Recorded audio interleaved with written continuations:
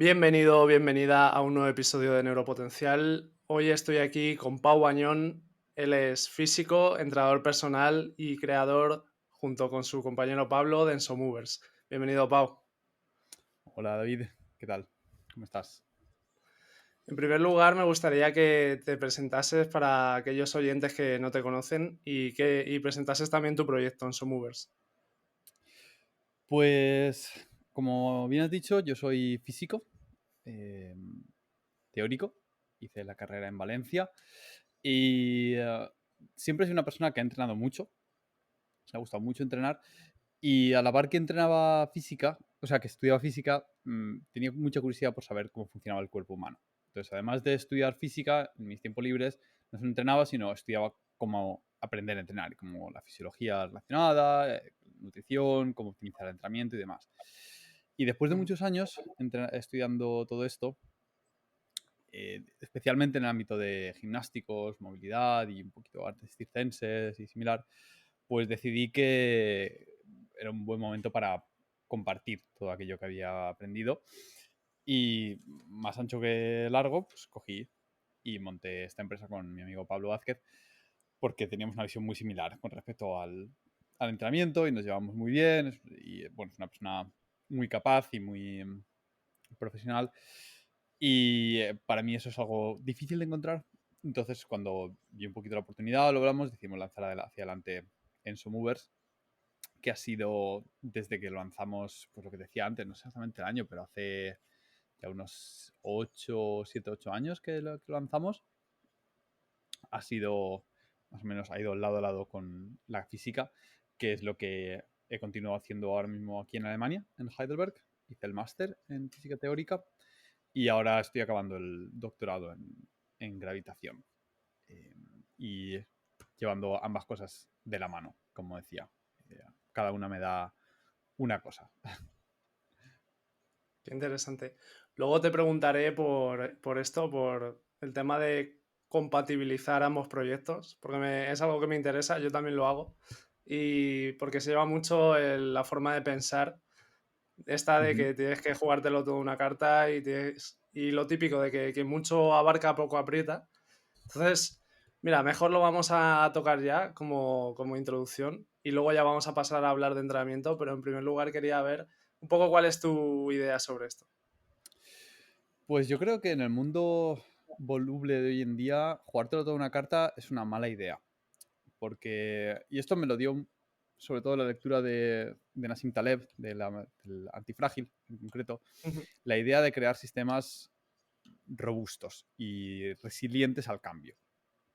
Y hoy en día, que el mundo cambia tan rápidamente, o eres capaz de adaptarte o estás teniendo un gran riesgo por la posibilidad de que esa fuente de ingresos o esa cosa, ese proyecto en el cual estás apostando todas tus cartas, eh, desaparezca. Sin ir más lejos ahora mismo, con el auge de las inteligencias artificiales, se van a borrar de golpe y plumazo una cantidad ingente de trabajos y de tareas, y la forma en la que trabajamos y nos comunicamos va a cambiar totalmente. Y o estás dispuesto a a aceptar ese cambio o te quedas en la estacada. Entonces, en mi opinión, diversificar es una buena idea por motivos de resiliencia, pero también porque la regla Pareto, esta del 80-20, dice que la mayoría de las ganancias las vas a obtener con una cantidad, digamos, pequeña de trabajo. Entonces, si tienes, es más fácil generar valor, contenido, o es más fácil ganar más dinero o crecer en el contexto como lo quieras poner, si tienes 2 o 3 proyectos a los que le vas dedicando tiempo, a que te salga solo uno. Porque al final pueden salir y además siempre a mí me ha llamado mucho la atención la idea de proyectos paralelizables. Yo en Somovers decidí montarlo tal y como lo monté porque estaba muy metido en la idea de los ingresos pasivos, de montar negocios por internet y demás. Y desde el punto de vista de mi yo de 20 años o 20 y pocos años, yo tenía claro que montar un negocio por internet era lo que había que hacer. Sigo pensando que es lo que hay que hacer, porque la flexibilidad que te da, la independencia, el alcance que te da. O sea, tú si montas una panadería en la esquina, llegas a un radio delimitado por lo que se quiere desplazar la gente. Generalmente no es mucho, tienes que competir con esa panadería, con esa otra, con esa otra. Si por otro lado tú montas una panadería en internet, vamos a decirlo así, el mercado puede ser el mundo entero. Y dado que no necesitas llegar a 10 millones de personas para hacer una vida decente, sino que necesitas llegar a unos cuantos cientos, unos cuantos miles, tener un negocio en internet facilita mucho encontrar a la gente que quieres. Entonces, bueno, esto era para decir que montar un negocio en internet para mí era una buena idea y me permitía paralelizar proyectos, que para mí es una idea súper atractiva, que es el hecho de que, a pesar de que no pones todos tus huevos en una misma cesta, ¿no? Como decíamos, que quieres tener varios proyectos, Sí, la forma en la que los abordas es similar a como abordo el entrenamiento, que es quieres ser generalista en la perspectiva, pero especialista en el abordaje. Es decir, no puedes trabajar todo a la vez en todo momento, sino que coges un ámbito, lo empujas hasta que coge inercia y coge cierto nivel, y entonces lo dejas rodando. Y mientras ese rueda, que de vez en cuando simplemente tienes que darle un poquitito de atención, coges otro y coges otro. Y esto, el ejemplo más claro es, por ejemplo, en el diseño de productos digitales, en los cuales tú puedes diseñar un producto digital, lo pones a la venta y se está vendiendo. Tú solo tienes que preocuparte de la audiencia.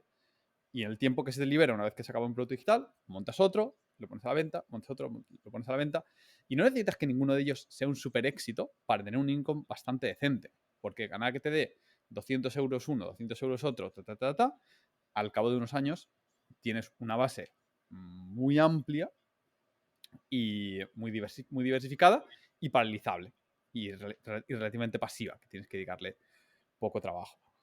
Entonces, paralizar para mí creo que es una gran idea en el mundo de hoy en día. Es cierto que el que mucho abarca poco aprieta. Es decir, si una persona se dedica únicamente a un solo nicho, va a poder dedicarle muchas más horas, va a poder sacar muchas cosas más adelante.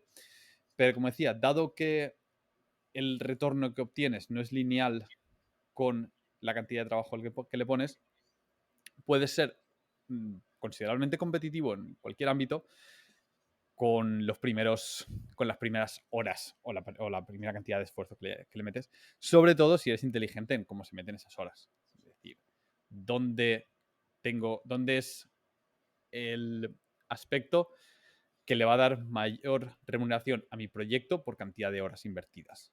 Que eso es algo bastante difícil de acertar, pero que siempre tiene que estar al final de tu mente. Es decir, ¿qué toca ahora? ¿Cuál es la siguiente cosa importante para hacer en cada uno de los proyectos? claro. También creo que es un aspecto entrenable, porque al final cuanto más te entrenes en eso, más vas a calibrar y más vas a identificar esas cosas que tienes que tocar, ¿no?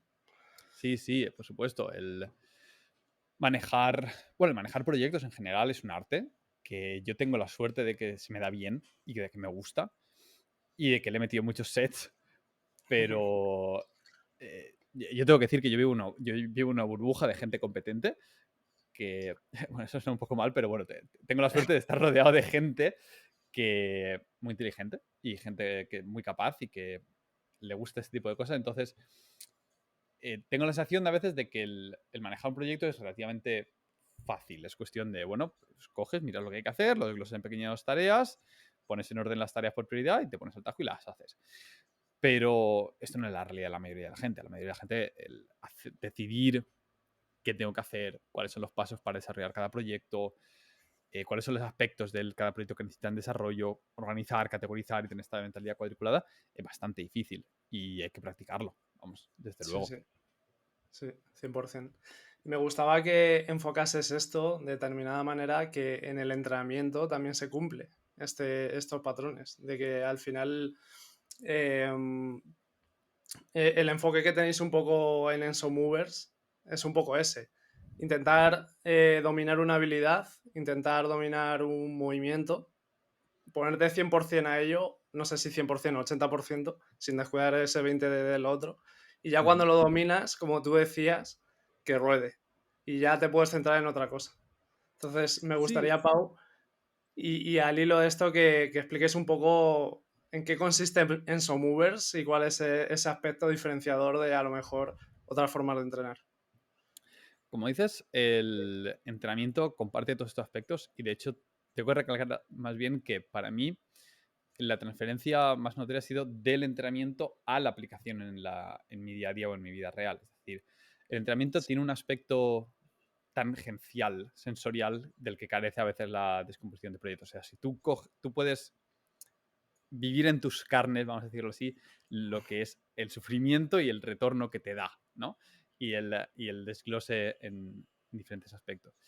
Y esto, desde mi experiencia, me transfieren más al aspecto psicológico, suelen ser conceptos más abstractos cuando tienes que aplicar a un proyecto de trabajo, un proyecto de negocios, un proyecto de estudio, que al revés. Es decir, he visto mucha menos gente que tiene una gran capacidad para hacer esto a nivel de estudios, a nivel de trabajo, y luego lo aplica, y luego no lo sabe aplicar a nivel de entrenamiento, a gente que lo aplica en el entrenamiento y luego cuando se va a otro campo dice, esto es como cuando desgloso esto en el sí, entrenamiento. Y creo que por ahí, como dices, ha venido gran parte del éxito que hemos tenido en Movers, que nuestro abordaje es súper analítico y cero, ¿cómo decirlo? Cero convencional en el sentido de que los ejercicios que desarrollamos o que utilizamos no son simplemente ejercicios que he cogido de un manual porque sirven para hacer X cosa, sino mm, que, sobre todo en el ámbito de la calistenia y del entrenamiento corporal, que está menos clasificado todo, hemos cogido cada uno de los ejercicios, hemos desglosado cada uno de sus componentes y cada una de las progresiones lógicas y los hemos testeado, cada una de estas progresiones. Vale, para ir aquí, ¿cómo pasaría? Bueno, pues hacer esto, hacer esto, hacer esto. ¿Cómo podemos hacer progresiones que sean medibles, por ejemplo? Es algo que falla mucho, que sea cuantificable la progresión, ¿no? Porque cuando tú estás sí, haciendo en el entrenamiento convencional en el gimnasio sentadilla, peso muerto, press banca, y tu entrenamiento se basa en limitar la complejidad y aumentar la intensidad, es muy fácil medir. Le pones más kilos y ya está. Cuando el entrenamiento involucra aumentar la complejidad del gesto, ya sea porque le añades equilibrio, le añades rango de movimiento, tienes que controlar el cuerpo, cambias el brazo de palanca. ¿Cómo se mide la intensidad? ¿Cómo se mide el progreso? Pues es un poquito más tricky. También en la movilidad. Y con el tiempo nos hemos vuelto básicamente expertos en crear sistemas de progresión que tengan estas características, que sean, que sean infinitamente regulables, idealmente. O sea, que si una persona va en 10 saltitos, yo pueda hacer una persona llegar en 20 saltitos o en 50 saltitos. Lo que le haga falta, la progresión, sí, todo lo pequeño que haga falta para que la persona lo acepte. Y que sea cuantificable, que yo pueda ver, vale, ¿dónde estabas hace un mes, hace 2, hace 3, hace 4? Y medir con respecto a eso.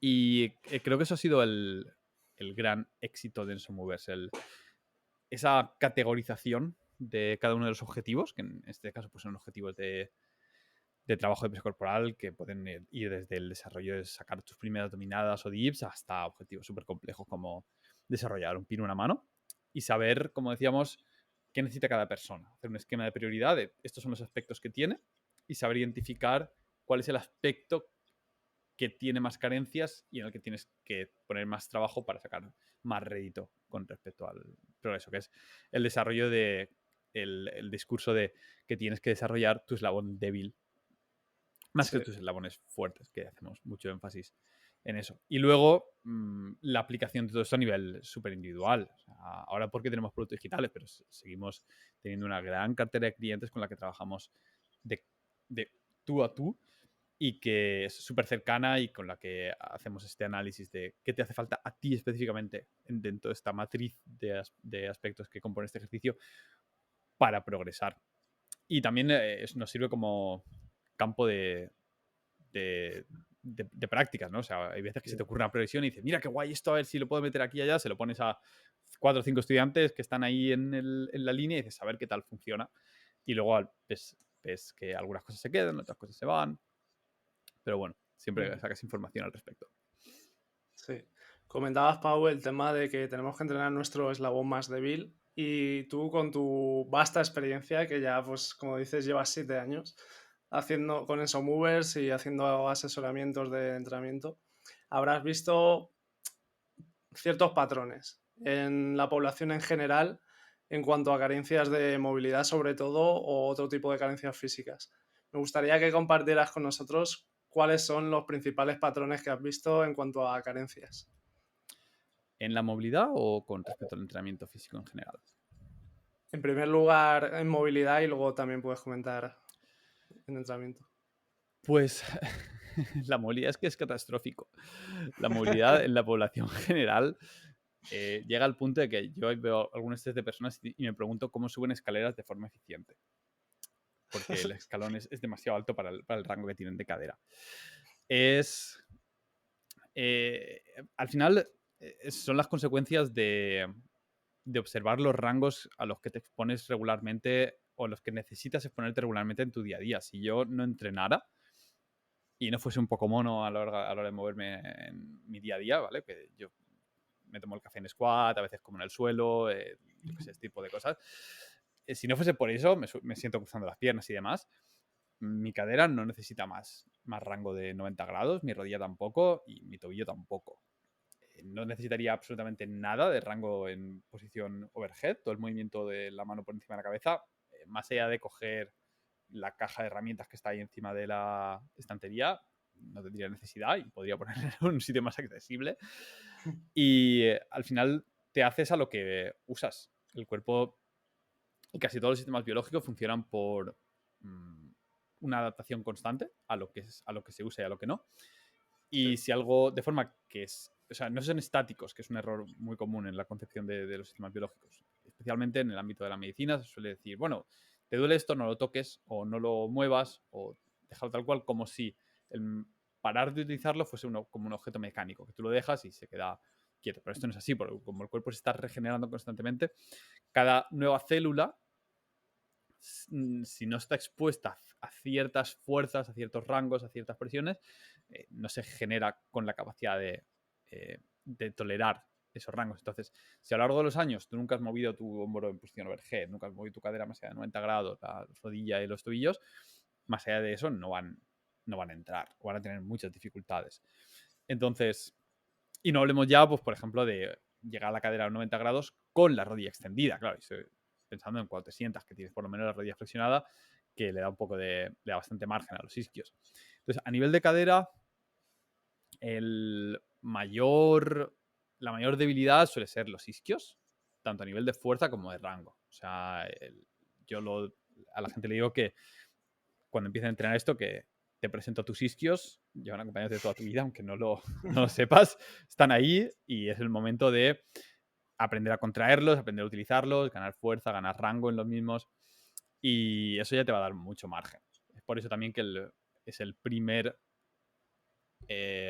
rango que trabajamos. Y luego porque cualquier evolución posterior de la movilidad de la cadera pasa por tener buenos isquios la mayoría de las veces. Un side split, por ejemplo, puede considerarse como llevar la cadera a los 90 grados y luego abducir absolutamente. Y con eso consigues la abducción y rotación externa que necesitas para un side split o el pancake también. Si tienes unos buenos isquios, es una base súper importante. Y luego a nivel de tren superior, el conocimiento de la escápula, similar. La gente tiene cero conocimiento de que el hombro es un conjunto articular en el cual tienes una articulación que es la escapulotorácica, que es como se desplaza la escápula por encima de la caja torácica, y luego el húmero que inserta en la escápula. Y esto es un conjunto que se mueve, pero se mueve de forma disociada. Tienes que saber fijar la escápula, utilizar la articulación glenohumeral, el hombro, vamos a llamarlo, y luego tienes que saber mover la escápula de forma independiente. Si no sabes mover la escápula de forma independiente, vas a tener muchos problemas en posiciones overhead, porque en posiciones por encima de la cabeza la escápula tiene que elevar y bascular, rotar lo que sería externamente o internamente, bueno, rotar para generar suficiente espacio para que no se generen pinzamientos, y si no tienes el control escapular vas a tener problemas de que se pueden generar pinzamientos, que pueden generar tendinopatías en los manguitos del rotador, no vas a poder expresar la suficiente fuerza, etc. Y luego un poco de nivel de control de columna también, a nivel de disociación, pelvis, lumbar, caja torácica, el movimiento el movimiento torácico de la columna y la disociación de los diferentes segmentos es muy importante, muy olvidado, y hay una gran demanda por ahí, por ese lado, de gente que tiene problemas de columna, que se manifiestan en contracturas, molestias, dolores, y que tienen un origen en la falta de conocimiento de que la columna es un conjunto articular y que se tiene que entrenar como cualquier conjunto articular en todo su rango, con movilizaciones, etcétera, para mantenerlo sano. Entonces, ya te digo, es que es todo un cuadro. Cuando lo miro a la población general, hay un gran desconocimiento en el aspecto de la movilidad allá afuera. Sí, yo de hecho, yo os conocí en 2019 y era porque empecé a darme cuenta de que, o sea, yo he llevado toda mi vida entrenando, pero me notaba que tenía ciertas carencias de movilidad y decía, joder, es que de esto no habla nadie, de cómo mejorar la movilidad. Y me puse a buscar por internet y es que en español no había prácticamente nada, todo estaba en inglés y ahí os he encontrado vosotros y fue como un descubrimiento, pero claro, vosotros no estabais tan desarrollados como estáis ahora, o sea, tampoco tenéis tanto contenido, entonces era como cada cosa que sacabais lo miraba a tope y Esa fase está a chula, pesar- ¿eh? Yo la he sí, tenido con algunas personas a nivel internacional que cuando había poco contenido, pero cada contenido también estaba relativamente elaborado, que no era solamente sí, como YouTube o Instagram así muy rápido y muy catchy, sino que alguien que era muy pro se grababa en su casa hablando 20 minutos sobre algo que le molaba y claro. lo exprimías a tope porque era la única fuente de conocimiento que vas a tener en los siguientes 2 meses. Sí, sí. Yo en América descubrí a Aido Portal y luego a vosotros en España. Y joder, para mí fue como muy clarificador el ver que normalmente cuando piensas en movilidad, más que en movilidad, piensas en flexibilidad. Sí. Y ves que lo que te han enseñado siempre no es lo más efectivo. Entonces, Pau, me gustaría que nos contaras más o menos cómo se puede ganar ese rango de movilidad y cómo distanciado está de lo que nos suelen enseñar. Pues nuestros orígenes van exactamente por ahí, del conocimiento de Ido Portal y el abordaje. Creo que es el principal aportador a este ámbito, el popularizador de, aparte de la cultura del movimiento, Sí. que no se conoce mucho, por lo menos su aportación al ámbito de la movilidad sí que ha arraigado. Y la idea principal, que luego también se popularizó o creció un poco por el abordaje de Andreo Spina, que también es una persona súper inteligente y súper interesante de investigar, es que la movilidad no es más que fuerza final de rango. O sea, la movilidad o lo que la gente llama flexibilidad, vamos, la capacidad de acceder a un nuevo rango, está limitada principalmente por la falta de control motor. Es decir, como para que tu musculatura funcione, tú necesitas que haya unas fibras musculares y un sistema nervioso que las controle. Entonces, cuando tú quieres acceder a un rango, si no existe un patrón neuronal en el cerebro de cómo se gestiona toda la musculatura circundante a una articulación dada en ese nuevo rango al que quieres acceder, el sistema nervioso, por precaución, te va a decir, no entres porque no sabemos gestionar las cosas ahí, entonces tensiona ciertos grupos musculares para impedirte entrar. Clásicamente, si te intentas bajar al suelo con las piernas estiradas, para la mayoría de nuestros oyentes, van a notar una gran tensión en la parte posterior de los muslos, en los isquios, que es el típico me tiran los isquios. Eso es una reacción, Los tengo acortados. los tengo La típica. cortados, etcétera. Y esto es una reacción totalmente adaptativa y absolutamente funcional y positiva al hecho de si no entras habitualmente ahí, ¿para qué quieres Sí, tener un rango en el que no vas a tener control motor? Porque entonces vienen los problemas que tiene la gente que tiene hiperlaxitud, en los cuales puede entrenar muy fácilmente a nuevos rangos, pero si no le dedica mucho tiempo y esfuerzo a fortalecer esos rangos, tiene problemas de luxaciones, de sobrecargas, de roturas, etcétera, porque no tiene control. Entonces, para la mayoría de la gente, el sistema nervioso nos restringe la entrada de ese rango. Y con esto se crea un marco teórico muy interesante que es entender el acceso a un rango simplemente como una parte más, pues, o un continuo con respecto al entrenamiento de fuerza. Es decir, que tú no entrenas una cualidad que es la flexibilidad y otra que es la fuerza. Ni entrenas tampoco un día la rehabilitación de una lesión, que es una cosa diferente, sino que es todo lo mismo. Lo único que cambia es la intensidad a la que vas a trabajar, dependiendo de tu capacidad. Evidentemente, a final de rango tienes una capacidad de gestión de fuerzas pues muy limitada. Entonces, si tú con un peso muerto convencional puedes levantar 100 kilos, puede ser que si tú bloqueas la rodilla y llevas la cadera al final de tu rango, que tengas que gestionar 10. Porque en ese rango, en esa posición, en esa longitud de los isquios, no saben gestionar más. ¿Vale? Pues trabajas con 10. Que eso no significa que sea poco, porque tienes que comparar con tu gestión máxima. O sea, a lo mejor si tienes un máximo de levantamiento, pues podrías levantar 15 o 20 kilos. Entonces estás trabajando con un 50, 60, 70% de tu capacidad máxima. Y es lo mismo, es trabajo de fuerza a final de rango. Y conforme vas desarrollando esa fuerza a final de rango, no solamente se desarrolla musculatura, como se entiende típicamente de que el trabajo de gimnasio es para ganar masa muscular, sino que si tu trabajo en el gimnasio y el entrenamiento tiene una componente exploratoria, ya sea porque estás entrando en un nuevo rango o porque estás exponiéndote a patrones a los que nunca te has expuesto, ese desarrollo de fuerza tiene una componente neuronal. Tiene una componente neuronal que consiste en cómo me muevo en esta posición o en este rango.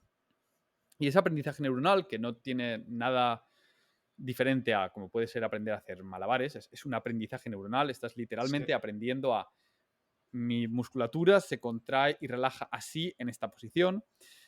Requiere un tiempo y es lo que te va a permitir desarrollar esos patrones neuronales que decíamos al principio, que en un inicio no estaban y que tienes que crearlos para generar control motor en esa posición y para que tu cuerpo pues, te permita entrar, te permita moverte, te permita gestionar cargas y cada vez aumentar esas cargas para aumentar la fuerza. Y esta perspectiva de la movilidad como entrenamiento de fuerza final de rango es muy novedosa. De hecho, antes de ayer, hace un par de días salió el primer Randomized Control Trial que comparaba entrenamiento de fuerza final de rango versus estiramientos convencionales, mostrando una similar ganancia de rango, pero con entrenamiento de fuerza teniendo el extra de que pues ganas mucha más fuerza. O sea, ganas fuerza en los estiramientos convencionales, pues no.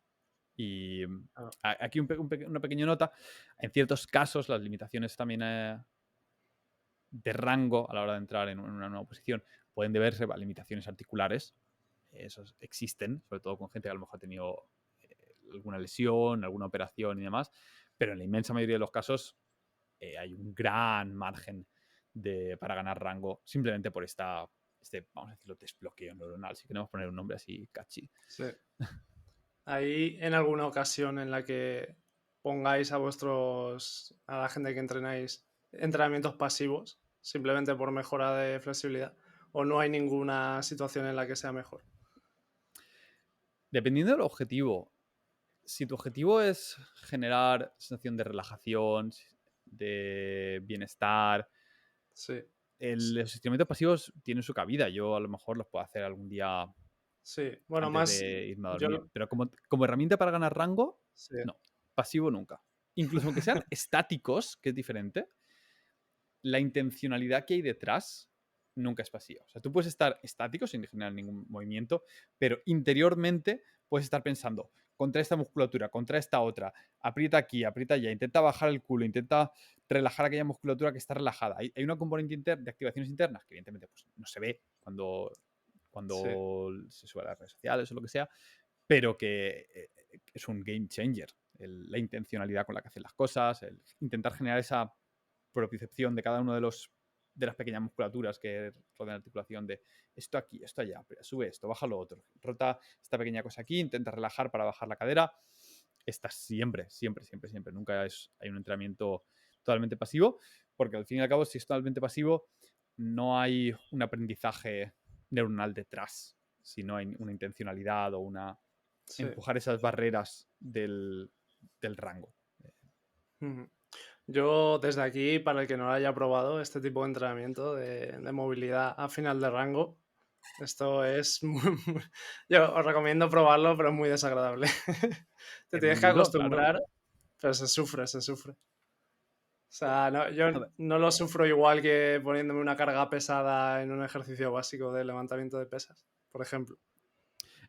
para mí, pues es igual de duro a nivel de esfuerzo percibido de lo que puede Sí, ser mis series de fuerza habitual, de meterme unas sentadillas pesadas, unos pesos muertos, una abdominal lastradas, algo de esto que te pones y antes de hacer el set dices, uff, bueno, vamos a ello.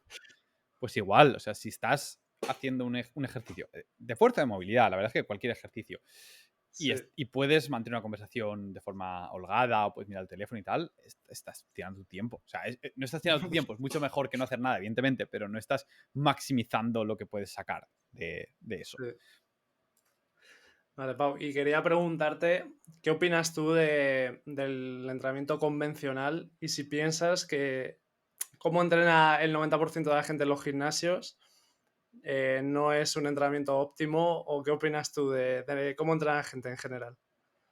Con entrenamiento convencional te refieres a Típico entrenamiento gimnasio, fitness, si tú entras en un gimnasio. gimnasio comercial normal y ves a la gente entrenando y entrena bien, yo veo muchas máquinas por ahí.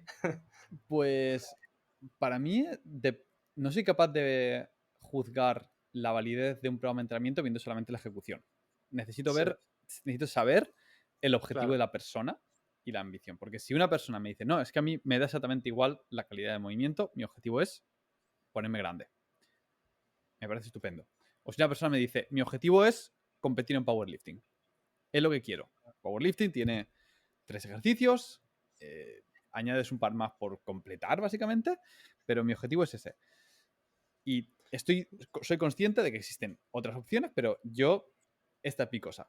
Por mí, sí. estupendo. Yo, yo lo enfocaba en el ámbito de la salud, sobre todo. Claro, ahora, en el ámbito de la salud, si hablamos de lo que sería óptimo, en realidad lo he hecho para hacer un poquito de abogado del diablo, pero si hablamos de lo que sería óptimo para la salud, las articulaciones están más sanas cuando se mueven en todo su rango de movimiento. Vas a ahorrar, vas a prevenir lesiones, vas a tener más opcionalidad en tu día a día a la hora de enfrentarte a lo que podríamos llamar problemas de movimiento, o sea, situaciones en las cuales tienes que resolver con cierta dexteridad, con interacción con tu cuerpo, ya sea porque tienes un deporte que lo requiere o porque de repente te pones en esa situación simplemente a lo mejor haciendo bricomanías en casa o bricolaje o lo que sea, o a lo mejor haciendo transporte de algo, a lo mejor el tener más rango de la cadera o en los hombros te permite poner un objeto alto en una posición incómoda con mayor estabilidad que si no lo podrías, o que si no tuviese rango, o si tienes un resbalón, el poder recogerte y recibir el impacto de cierta manera que minimiza los daños. Entonces, o en ámbitos ya más deportivos, resolución de una vía escalada, por ejemplo, si tienes cierto rango de movimiento, muchas veces tienes más opciones de resolver una ruta dada que si no los tienes. Entonces, te da opcionalidad, igual que la fuerza te da opcionalidad. Y para mí, el entrenamiento es una forma de aumentar mi opcionalidad. Es decir, no me gusta sentirme limitado y siempre quiero sacar el máximo provecho de mi cuerpo y eso implica tener no todo el rango que pueda. Hay un momento en el cual dices, ya no tiene más sentido ganar todavía más rango porque requiere mucho tiempo, mucho esfuerzo y no lo utilizo en ningún caso. Por ejemplo, hacer oversplits. Y como no lo utilizo, aunque lo desarrolle, lo voy a perder porque no voy a mantener. Sí. Y, y luego, por otro lado, la fuerza, el desarrollo de la fuerza. Entonces, yo recomendaría que si la gente lo que quiere es salud, que la gente, primero tendríamos que definir un poquito qué es exactamente la salud o lo que quieres por salud, porque la salud y la funcionalidad a veces van un poquito de la mano. O sea, salud no es solamente no tener dolor, sino quieres no tener dolor, pero siendo capaz para hacer cosas en tu vida, ¿no? Quieres poder correr, quieres poder saltar, quieres poder interactuar con el mundo. Entonces, si lo entendemos así, salud desde un punto de vista salud, funcionalidad, los entrenamientos convencionales son infinitamente mejor que no hacer nada. Eso, por supuesto. O sea, la investigación, el research es bastante claro en que con muy poca cantidad de entrenamiento a la semana tienes muchos beneficios con respecto al no hacer nada. Pero para aquellos de nuestros oyentes que estén interesados en verdaderamente explotar quiero poder hacer más, quiero ser más capaz, quiero prevenir más lesiones, quiero asegurarme de que puedo interactuar de la mejor manera con el entorno, conocer a mi cuerpo, que eso también per se es una forma interesante, ¿no? De, ay, puedo hacer esto y puedo hacer lo otro. El entrenamiento convencional es muy limitado en cuanto a la complejidad que ofrece. Sobre todo, como decías, en cuanto al uso de maquinaria. O sea, si utilizas pesos libres y combinación de pesos libres y calistenia, muchas veces trabajas bastante bien los rangos de casi todas las articulaciones. Sí. Una combinación de sentadillas a rango completo, dips, dominadas, pesos muertos, good mornings, tal. Está razonablemente bien. Pero cuando vas a un entrenamiento más tipo bodybuilding, fitness, la estabilidad extra que te proveen las máquinas, que tiene su cabida, tiene los escenarios en los cuales es muy útil y muy interesante, te quita trabajo que tienes que hacer tú de estabilización, de control motor, de posición corporal, etcétera, y al final no lo desarrollas. Y ves a gente muy grande con muy pocas capacidades físicas. Claro. Y Pau, me gustaría pensar, o sea, me gustaría ver cómo piensas tú o cómo lo haces tú con tus clientes. ¿Cómo crees que sería el entrenamiento perfecto dividido por bloques en cuanto a sesiones de fuerza, cardio, movilidad o fuerza en el último rango, o otras habilidades como puede ser potencia o velocidad explosiva, etcétera? ¿Cómo sería un reparto óptimo, digamos? Pues, como decía, empezaría siempre por un cuestionario de los objetivos, de qué le interesa a esa persona, porque Sí, lo más importante es que la persona haga el entrenamiento. Entonces, sí, muchas veces dejamos de lado cosas que son óptimas desde el punto de vista del trabajo para aumentar la adherencia al entrenamiento. Entonces, esto también, para la gente que nos oiga y quiera organizar algo, si algo te causa mucho, mucho, mucho rechazo y te lo vas a saltar, claro. quizás no lo metas, déjalo un poco de lado y cuando tengas un poquito más sea porque el entorno lo facilita o porque tú tienes más tiempo, lo que sea, pues lo vas metiendo. Porque al final siempre hay un montón de cosas por hacer. A mí me gusta ver el cuerpo humano, si hablamos de salud, como con ciertos básicos desde un punto de vista, yo lo amo de Homo sapiens prácticamente. O sea, como Sí, humano, yo considero que tienes que ser capaz de hacer unas cuantas dominadas. Dependiendo si eres hombre o mujer, ponemos más o menos. De hacer unos cuantos dips. Me asegura que tienes buena extensión de hombro y capacidad de empujón. Tienes que poder hacer sentadilla profunda con peso corporal, más o menos. Eso también me garantiza que tiene buen rango de tobillo, rodilla, cadera, estabilización, etcétera. Similar con el peso muerto, poder levantar peso corporal. Tienes que ser capaz de correr unos 30 minutos aproximadamente, por un mínimo de capacidad cardiovascular. Y tienes que ser capaz de sprintar. Tienes que podemos poner diferentes métricas en la distancia, pero simplemente saber sprintar. En el sentido de, parece que no, pero saber sprintar de forma óptima, con la torsión adecuada, con la coordinación adecuada, con la zancada larga y demás, es bastante raro. O sea, incluso con gente muy capaz que ha hecho muchas disciplinas, si su disciplina no ha involucrado correr específicamente, o sea, específicamente, ¿sabes? Que haya hecho fútbol o que haya hecho algún trabajo de carrera, sprinta muy mal a nivel técnico. La gente, o sea, vamos, yo en el momento de descubrí me quedé a cuadros, dije, Dios, es verdad, sprintar es también un skill. Uf, otra cosa más en la que trabajar. Y entonces, dentro de este marco, identificar dónde falla la gente. sí. Y dependiendo de lo que tengas mejor o peor, elaborar un programa de entrenamiento. La mayoría de los programas de entrenamiento que montamos, vamos a poner un ejemplo de 4 a 6 sesiones a la semana. Si Ujú. es para gente principiante, van a tener de 2 a 3 sesiones de fuerza full body. Si eres principiante, la verdad es que abogo bastante más por la fuerza, ponerlo en sesiones full body y aumentar la frecuencia, más que hacer rutinas split, upper, lower, que van bien para el desarrollo de masa muscular, pero para principiantes, y cuando los elementos tienen un componente de desarrollo técnico bastante alto, adolecen bastante de una falta de frecuencia necesaria para desarrollar las habilidades en concreto que quieres desarrollar, ¿no? Y luego también te libera un poco más de tiempo para el resto de días de la semana, en los cuales pondría por lo menos un bloque de movilidad, aunque generalmente dos, uno de cadera y el otro de escapulotorácica, porque el movimiento del hombro y la columna va un poco de la mano, se nos hace ahí un mix. Y si la persona lo tolera, una sesión de carrera, más o menos. Pero bueno, esto como decías antes, es si te quiero hacer un programa más o menos generalista estructurado. La realidad suele ser que trabajamos más por ciclos. O sea, por ejemplo, coges durante 2 o 3 trimestres, te apetece trabajar la carrera y tienes 2 o 3 sesiones de carrera a la semana que combinan carreras en sprint y carrera a larga distancia, o a veces durante un par de trimestres hacemos trabajo de sprint a diferentes distancias y luego otros trimestres hacemos carreras más de larga duración. Otros trimestres no tienes nada de trabajo cardiovascular.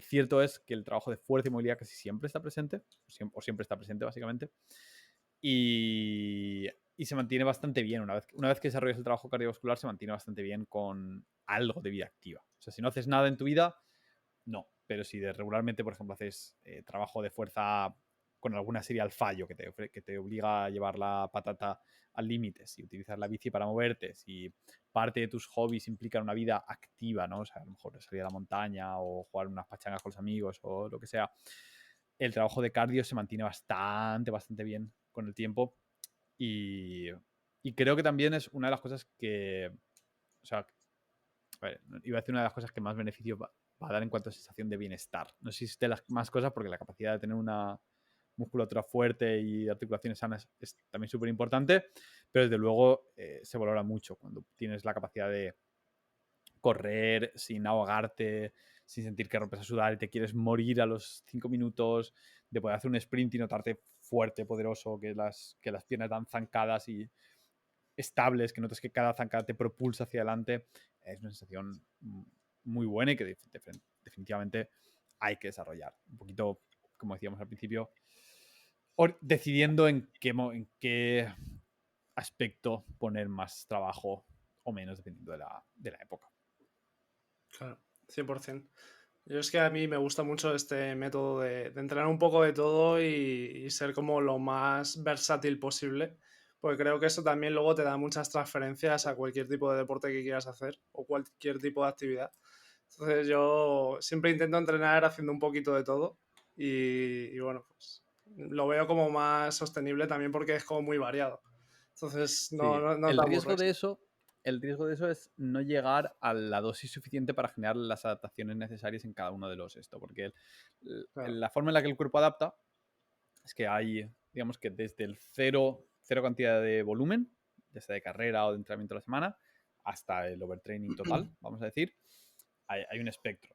Y desde el cero a cierto nivel de volumen, si haces entre esas dos marcas, vas a perder adaptaciones, porque es, por ejemplo, si haces un set a la semana, lo más seguro es que pierdas capacidad a lo largo del tiempo. Luego, hay una cantidad de volumen que se llama eh, volumen de mantenimiento, a partir de la Sí, cual, si llegas a eso, no pierdes. O sea, mantienes tus capacidades. Pero luego, entre el volumen de mantenimiento y el volumen necesario para que se generen nuevas adaptaciones, hay un poco tierra de nadie en la cual estás trabajando más que el volumen de mantenimiento, pero no es suficiente como para estimular cambios. Entonces, te cansas más, pero no es lo suficiente como para adaptarse. Entonces, sí, las cosas, o bien las ponemos, de mi punto de vista, o bien las ponemos en mantenimiento, que es decir, vale, esto ahora no le voy a hacer caso, no es el momento de trabajar esto, está ahí, y si mantienes el mínimo de entrenamiento, casi todo se mantiene. O sea, si no haces sentadillas back squat, pero haces front squat, tu detalle se va a mantener. Y si haces pistol, también se van a mantener. Y casi lo mismo con los pesos muertos. Y las cosas que sí que te quieres centrar, las ponemos en un volumen suficiente como para generar adaptaciones. Y eso a veces significa, pues sí que si ahora me apetece desarrollar la carrera, pues a lo mejor pongo 3 sesiones de carrera a la semana y de entrenamiento de fuerza 2 y de movilidad 2. Y eso está ahí en mantenimiento. Estupendo. Pero es que lo digo porque es un error que he visto muchas veces, sí. querer hacer muchas cosas a la vez y luego no generar la suficiente adaptación para esto. O gente que me da entrenos de fuerza y mira, esto es lo que estaba haciendo. Y tiene 3 sesiones a la semana de fuerza, pero cada día hace ejercicios diferentes. Y dices, está muy bien para mantenerte, para mover un poco las Sí. articulaciones, pero las progresiones que vas a generar en cada uno de estos ejercicios no está muy allá. Mucho mejor coge una de tus sesiones, replícala 3 veces a la semana, hazlo durante 4 o 5 meses y luego coge la siguiente sesión, los siguientes ejercicios, mételo durante 6 meses más y luego la siguiente. Y donde estarás después de ese año y medio va a ser mucho más allá que si haces las 3 cosas a la vez. Pues mira, me ha encantado esto que has comentado porque yo creo que ese es un error que cometo 100%. Y es algo que no sabía. No sabía yo que hubiera ese umbral. Y claro, como tú dices, es mucho más inteligente meterte en algo que quieras desarrollar y lo otro simplemente mantener y ir cambiando. Y no hacer siempre un poco de todo como hago yo, como en mi caso, que voy creciendo pero más lento.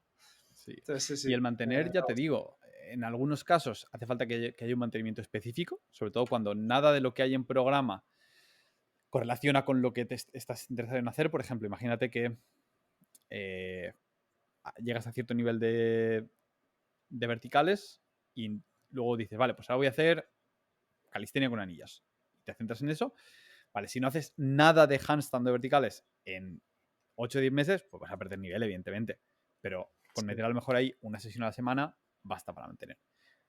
Pero si tú estás haciendo deep lastrados, llegas a un número, a un peso razonable de peso lastrado, y luego dices, ahora voy a trabajar pre-militar. El empujón es similar, la musculatura circundante es similar, no hay mucho problema ahí en cuanto a pérdida, o si hay, lo recuperas muy, muy rápidamente. O sea, siempre que no haya un parón absoluto y estés trabajando toda la musculatura del cuerpo regularmente, las pérdidas de fuerza y de rango son bastante pequeñas. Ujú. Vamos a cambiar un poco de tema, vamos a enfocar ahora más la charla en un aspecto más de mentalidad, de desarrollo personal. Y como primer tema me gustaría preguntarte por cómo gestionas tú el tema de los objetivos. Y esto además liga también con el entrenamiento, porque al final, como decías antes, quizás aprendes una metodología de cumplir objetivos con el entrenamiento y luego lo replicas en tu vida y ves que funciona. Entonces, ¿cómo gestionas tú, Pau, el tema de los objetivos? Buena pregunta, porque es complicada e individual. Yo voy a... O sea, lo digo porque quiero enfatizar que lo que explico aquí es cómo me funciona a mí Sí. en base a cómo es mi cerebro, que es un poco peculiar. Es bastante cuadriculado y es muy, muy disciplinado y hormiguita.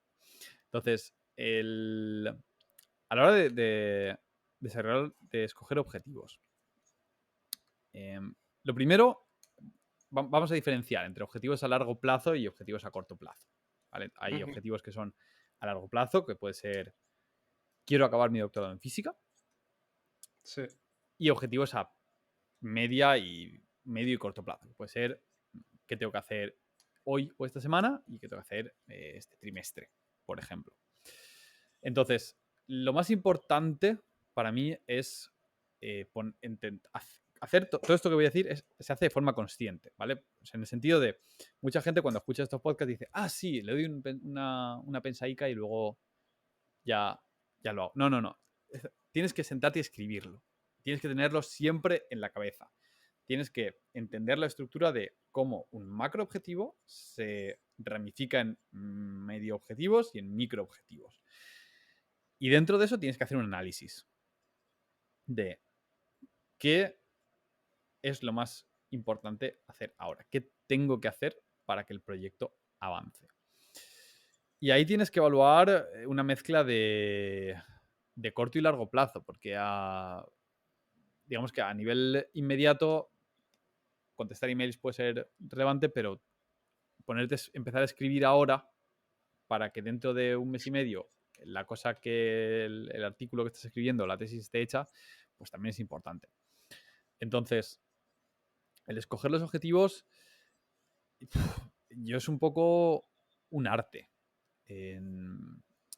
Y tienes que hacer una reevaluación constante o sea, no tengo un método claro que me jerarquice los objetivos porque depende bastante del ámbito, ¿no? Pero lo que sí que hago constantemente es una reevaluación constante de dónde estoy, o sea, de dónde quiero ir, cuál es el objetivo final, cuál es el Sí. mapa, que serían estos medio y corto plazo objetivos, y dónde estoy en ese mapa, en los diferentes aspectos. Y entender que los objetivos grandes se construyen muy poco a poco. Y se hace, por ejemplo, ahora este último mes he estado escribiendo un documento mini ebook sobre cómo entrenar cuando no tienes acceso a equipamiento o estás de viaje. Y a lo tonto son 50 páginas de ebook. Pero ya ha salido en cuestión de unas cuantas semanas, un mes, a base de todos los días sentarme por lo menos media hora a escribir. Es decir, la consistencia en los objetivos grandes es tu mejor aliada. Es la clave. Y, y a mí me sirve mucho, yo tengo un sistema de notas en el escritorio del ordenador, que son stickers, son como stickers Sí, literalmente. Yo soy muy fan de los stickers, pongo stickers en todas partes, o sea, porque aquí tengo uno de lo que tengo que hacer el fin de semana, de lo que tengo que grabar, de tal.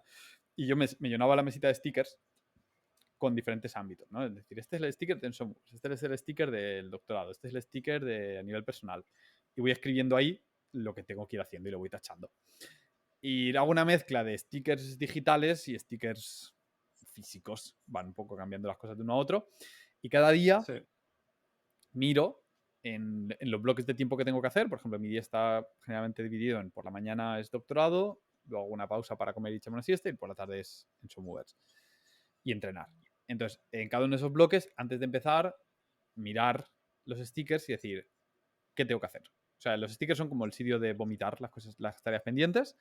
Y luego, cuando me siento, eh, tengo un sticker que es el día de hoy. Entonces, cojo las cosas que están por ejemplo, en el aspecto doctoral y digo, vale, ¿qué tengo que hacer hoy? Tengo que preparar este examen, tengo que contestar estos emails, tengo que trabajar en acabar este capítulo de aquí, de la tesis, por ejemplo. Y vas trabajando de uno a uno. Importante, como decía, que los objetivos, al igual que con un entrenamiento, que sean cuantificables y que estén acotados al espacio temporal al que se les designa. O sea, si tú tienes un objetivo que lo vas a cumplir después de 3 semanas, es muy poco eficiente a nivel de recompensa dopaminérgica ponerte un objetivo a tan largo plazo, sin nada más por en medio. Es mucho más efectivo y te va a dar mucha más motivación y vas a estar mucho más satisfecho si lo rompes en objetivos más pequeños, de forma que cada vez que acabes el día hayas tenido 2 o 3 palmaditas en la espalda de esta pequeña tarea hecha, esta otra pequeña tarea hecha. Entonces hay que ser súper específico con los objetivos y, y en caso de duda, tirar por lo bajo. O sea, si tú tienes un bloque de tiempo designado a una tarea y tienes que escoger cuántos objetivos vas a meter ahí, tira por lo bajo. Siempre tira por lo bajo. Que luego tienes tiempo para hacer más. Estupendo. Eres el rey y has acabado haciendo no solamente lo que tenías que hacer, sino más. Acabas súper contento. Pero si sí. regularmente entras en esa dinámica de ponerte demasiadas cosas, todos los días acabas con frustración de, joder, no he acabado, no he acabado, no he acabado. Y es una dinámica bastante emponzoñante para la, para la motivación. Acabas con bastante hastío de siempre voy por detrás, nunca es lo suficiente, etc. Sin embargo, de la otra forma, siempre acabas satisfecho. Y lo mismo con el entrenamiento. Yo cuando le pongo objetivos a la gente o bloques de entrenamiento, siempre es un entrenamiento que puedes completar al 90%, o idealmente al 100%. Y luego, si algún día te sobra tiempo y quieres meter 3 sets más o 2 ejercicios extra, estupendo, lo metes y te vas a casa con la sensación de no solamente he hecho lo que tenía que hacer, he hecho más. Pero que el límite es que el mínimo sea de verdad completable para el día de hoy. Ujú. Genial. Y ahora quería hablar sobre el tema del camino del héroe. Como sabes, Pau, yo seguía tu podcast para el que quiera buscarlo, Pensamientos de Pau Bañón, que es un podcast que me gustaba porque ahí contabas tus reflexiones, contabas cosas sobre las que estabas pensando en el día y ya está. O sea, pum, reflexión la contabas sin más adornos ni nada. Y era algo que a mí me gustaba porque era como muy directo y muy personal. Era al final como si quedas con alguien y te lo cuenta directamente.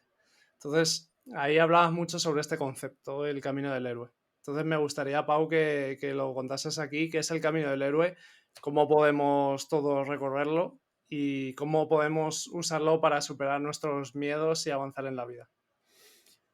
Sí, a ver, el podcast que, como dices, comenté, fue un poco un experimento personal porque yo quería montar un blog en su momento y Sí, antes de montarlo dije, al montar un blog lleva mucho tiempo y esfuerzo. ¿Tengo mucho tiempo para montarlo? No. ¿Cuál es la siguiente opción? Hablamos. ¿Se nos da bien hablar? Sí. Pues empezamos. Y empecé, como decíamos antes de empezar la entrevista, con te pones y grabas. Y lo subes claro. y no se lo dices a nadie. Y cada vez con el tiempo pues, vas mejorando la calidad de los vídeos, los audios y demás.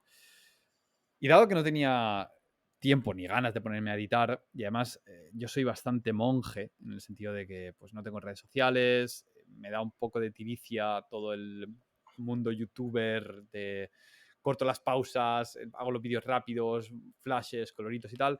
Decidí hacer mis vídeos por, ya te digo, por motivos de tiempo y por motivos de principios personales para fomentar lo que se llama un poco la idea esta del modo monje de vivir una vida lenta, tranquila y meditada.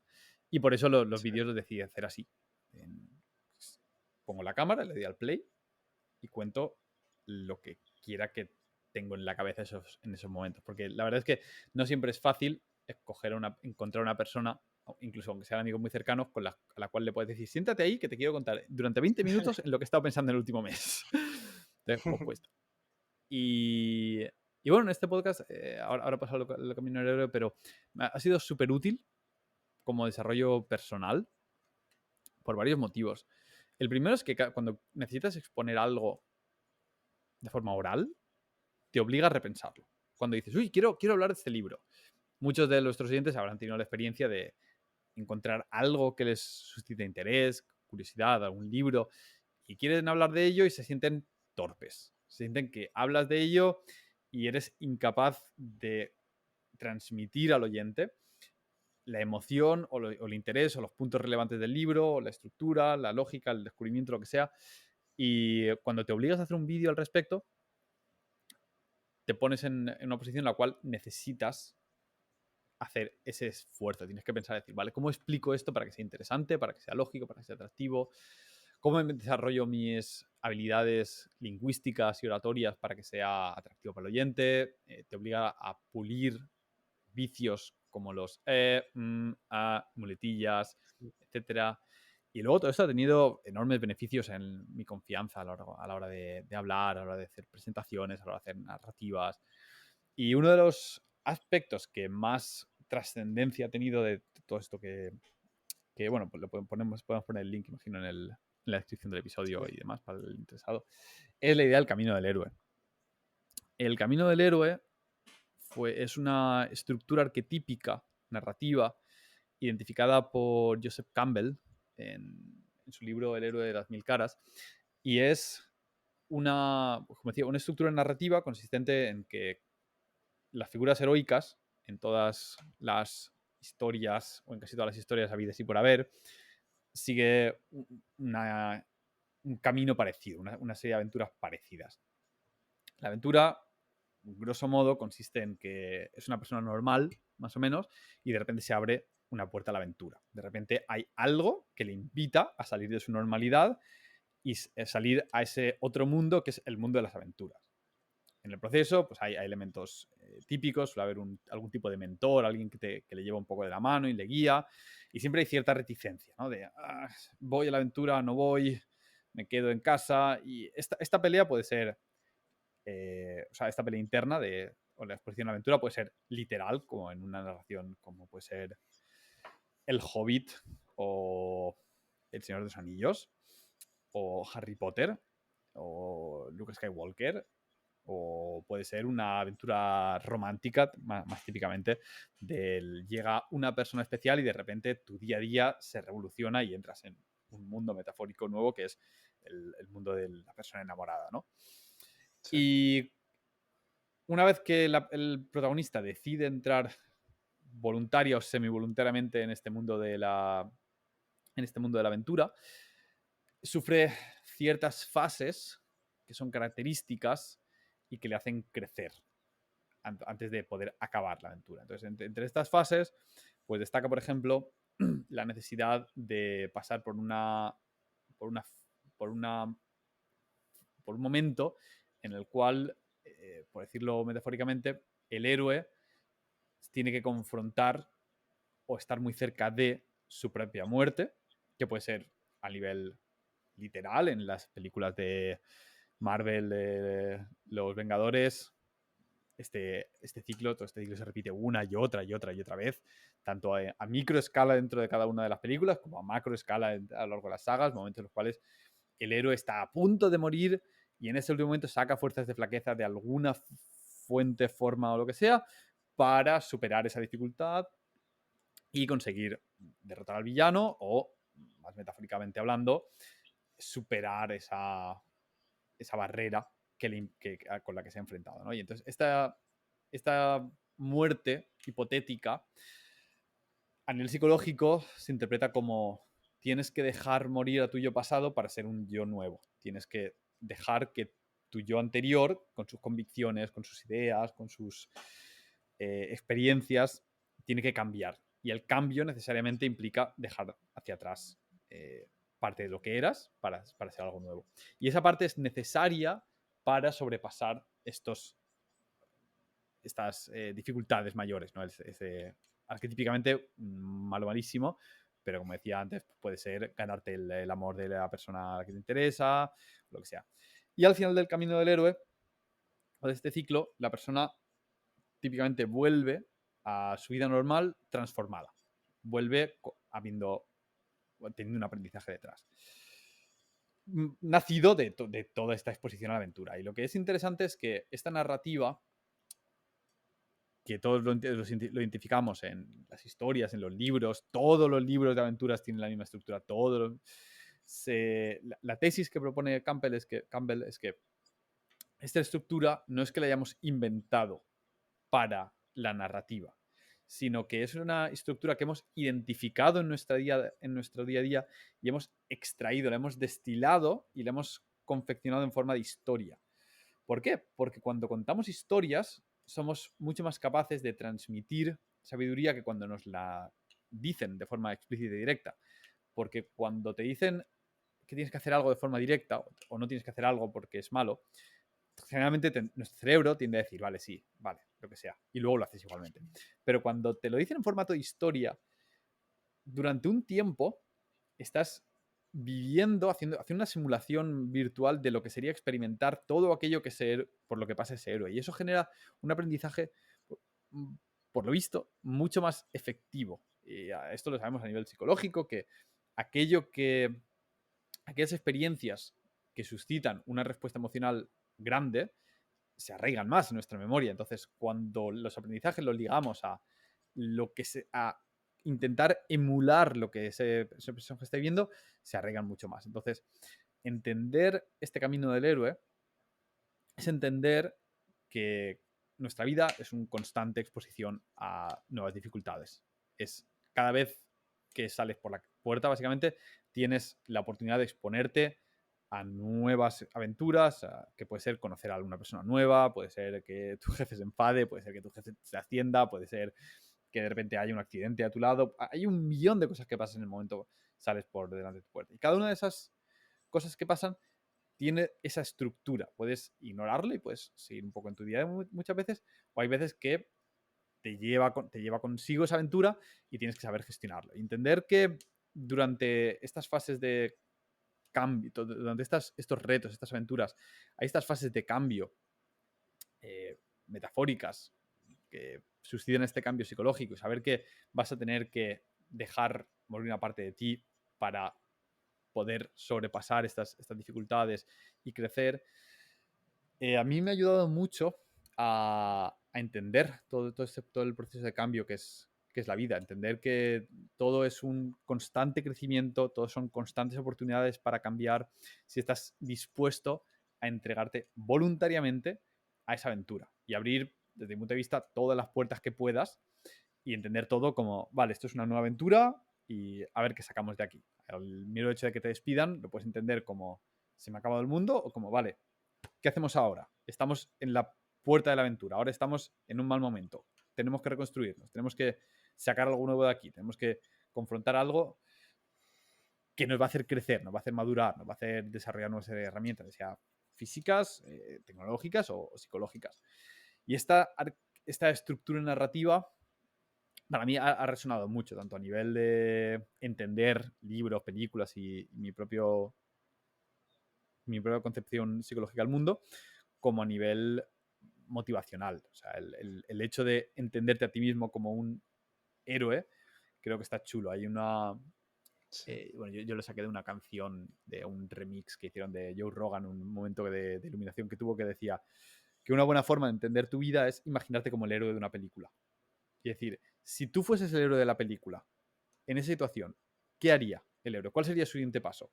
Si tuviera que decidir qué hacer, ¿qué haría? ¿Se tiraría a la cama a llorar o diría, bueno, no pasa nada, tenemos que hacer fuerza de flaqueza y tal? Y esto, porque suena un poco banal, un poco épico, la mayoría de veces es una buena forma de ilustrar cuál es el siguiente paso. Es esa persona atractiva que veo por la calle, a la que quiero acercarme a hablar.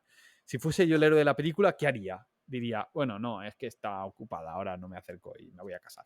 O diría, no, da igual, porque el amor es súper fuerte y voy a acercarme a hablar con esa persona. Seguramente se acercaría. Y hablando en plata, la vida es mucho más divertida cuando te embarcas en una aventura tras otra. Cuando Sí. decides montar un podcast, cuando decides hablar con extraños, cuando decides abordar proyectos que son difíciles y crecer por el camino. Sí.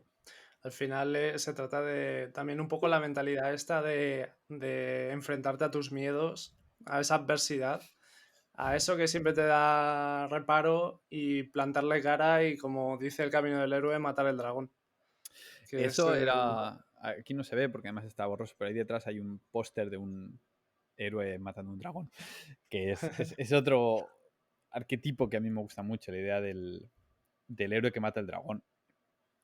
Que la idea base es que la imagen del dragón simboliza el villano, ¿no? Es como el mal, es como algo negativo, algo con lo que hay que enfrentarte.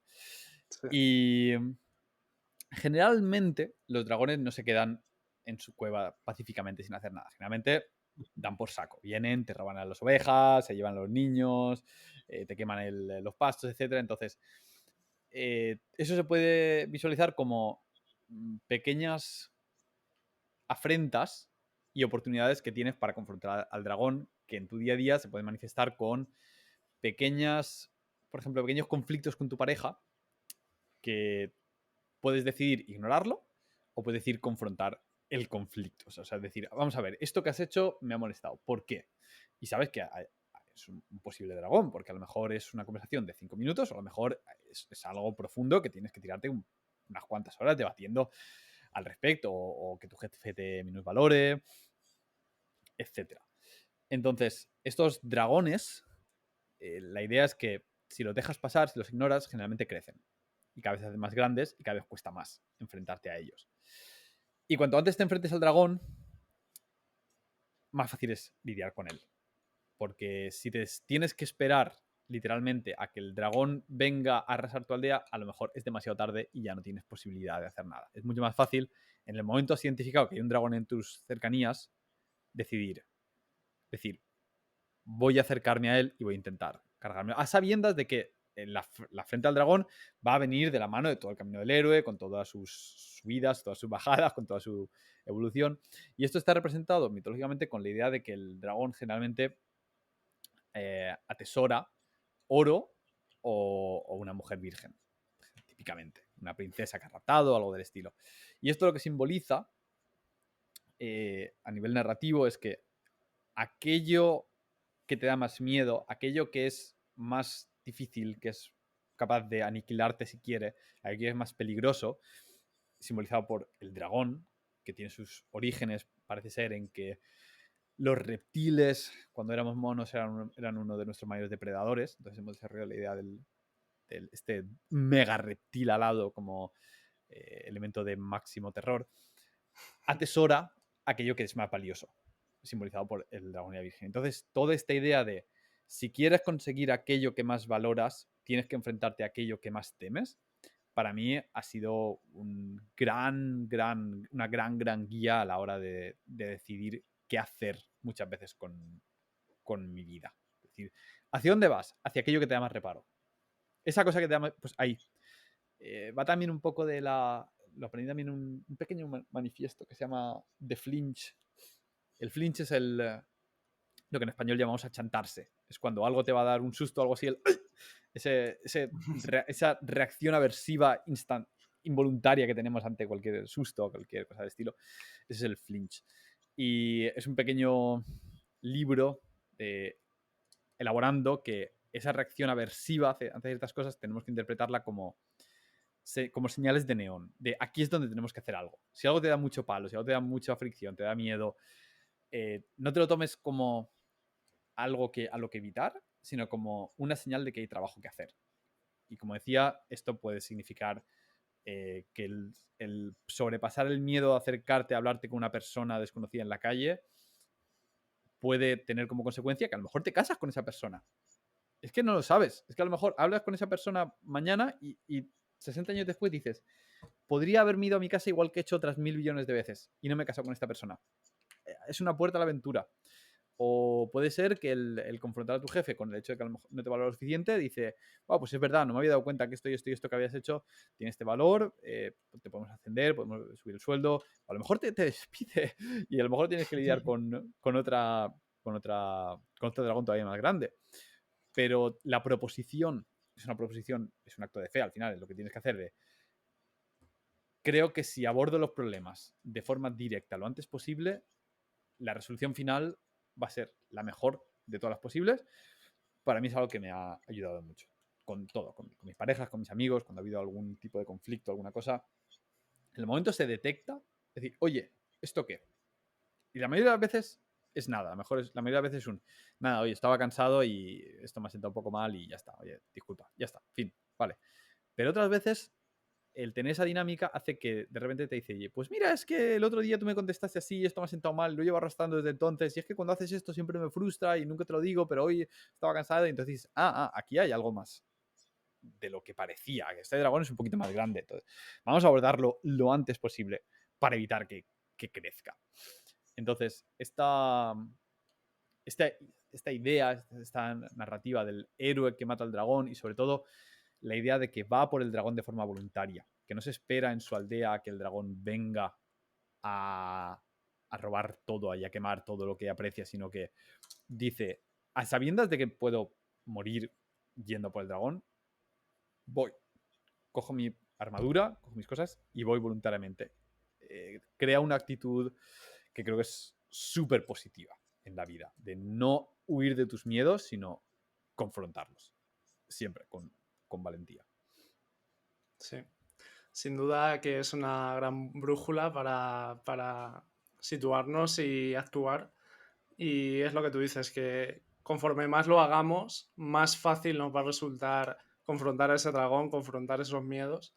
Y al Y además es final que siempre va a merecer la pena. construyes hábito. Eso es lo más importante. Si tú en tu día a día confrontas los miedos de forma regular, que Sí, puede ser tan tonto como no me apetece darme duchas frías, pero me las doy porque es difícil. No me apetece ir a entrenar, pero voy porque no me apetece. Si lo haces regularmente, no me apetece escalar esta vía porque me da miedo caerme. Si lo haces regularmente, cada vez cuesta menos. Y cada vez lo sí. puedes aplicar en más ámbitos, con menos fricción. Y además también construyes una narrativa interna sobre quién eres tú, cómo te ves a ti mismo y qué identidad tienes y qué persona eres. Y creo que eso al final es lo más importante. Lo que piensas tú sobre ti mismo. Creo que esa es la base de todo esto. Claro, si tú regularmente.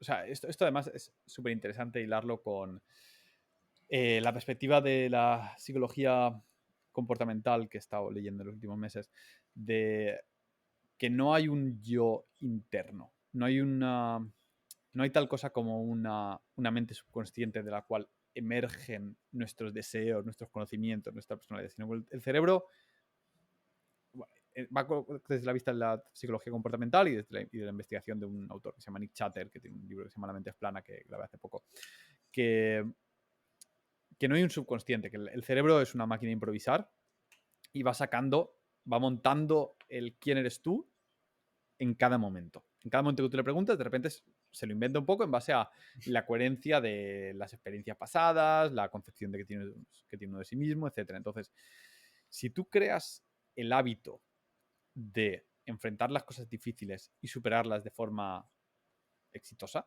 de que regularmente haces cosas que no te gustan, pero lo haces y el outcome es positivo, creas esa narrativa interna en la que apoyarte. No es que tenga confianza en mí mismo, es que tengo pruebas de que cuando hago cosas, las cosas salen, aunque sean difíciles. Y cuando se te presenta un proyecto difícil por delante, tienes toda esa ristra de acciones y actividades detrás que dices, bueno, he hecho esto y me ha salido bien, y esto y me ha salido bien, y esto y me ha salido bien. Y todas estas cosas me daban miedo al principio, o pensaba que eran tareas inconmensurables, y ahora están acabadas y cerradas. Pues esta otra seguramente se podrá hacer también. Va a ser cuestión de encararlo, pero tienes que construir esa inercia, esa Además, personalidad. cuando construyes eso, tu propio cerebro ya te da los recursos para solventarlo. Entonces Claro, es muy interesante. yo lo he visto también con mucha gente que tenía problemas de disciplina, por ejemplo, en Movers. Y una de las cosas que desde este enfoque de la psicología comportamental es que no existe tal cosa como la disciplina. Tú no eres disciplina, no es algo que se pueda medir.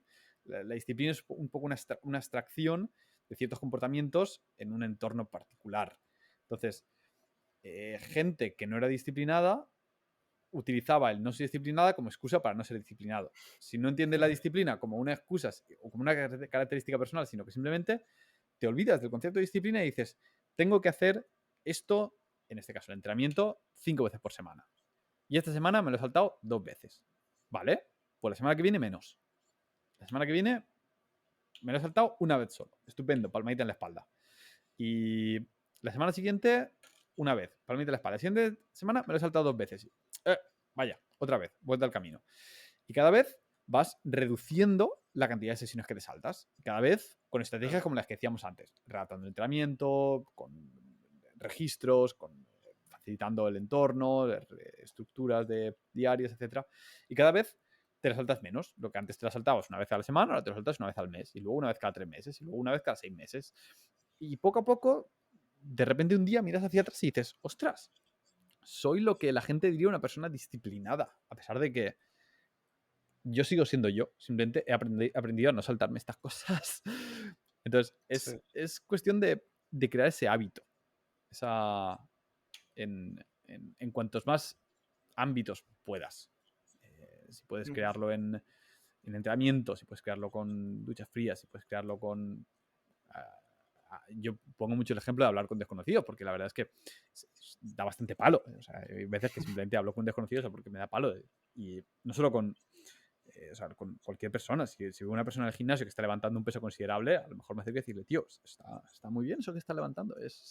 Está, la persona generalmente le hacen brilli los ojos porque es muy raro que alguien te reconozca algo de forma abiertamente y decir, tío, está muy bien. ¿Cuánto tiempo llevas haciendo halterofilia? ¿Cuánto tiempo llevas con esto? Y te cuentan un poquito de su vida, de su historia, de tal. Y ya tienes un colega. Luego, además, cada vez que te lo encuentras, te saludan con una sonrisa. Es un buen hábito. Y construyes esa personalidad, que va un poco también en la línea de lo que hablábamos al principio de la entrevista, ¿no? Es decir, ¿qué objetivos tengo? Pues para mí eso era una cosa de las que yo he hecho con mi propia persona, de qué persona quiero ser. Vale, pues la persona que quiero ser tiene un negocio online, tiene un doctorado en física, la persona que quiero ser no tiene reparos en hablar con personas extrañas, es diligente, hace las cosas que sabe que tiene que hacer a pesar de que le dan fricción.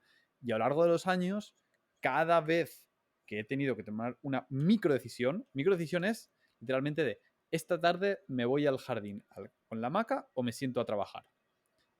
Era decir, esto no es cuestión de lo que hago esta tarde o no. No es cuestión de si me voy al jardín o trabajo, porque a lo mejor la diferencia es muy menor, ¿no? Decir, bueno, hoy entrenas o no, no importa a nivel absoluto si hoy entrenas o no. Esta es la decisión que tomes ahora, es una oportunidad para meter un set en la señal que le estás mandando a tu yo futuro de la persona que quieres ser.